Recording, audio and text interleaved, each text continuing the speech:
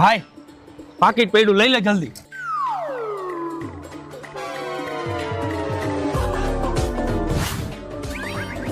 લા ભાઈ મારું એટલામાં ક્યાંક પાકીટ પડી ગયું, તમે જોયું તું? અરે ના ભાઈ ના, અમે નથી જોયું. અરે ભાઈ જોયું હોય તો કહી દો ને ભાઈ, મારે દવાખાને જવાનું, પાકીટમાં 10,000 રૂપિયા હે ને 2,000 રૂપિયાની તો દવા લેવાની છે મારે. અરે ભાઈ તમારી વાત સાચી, પણ અમે નથી જોયું પાકીટ યાર. એવું હે એમને ભાઈ?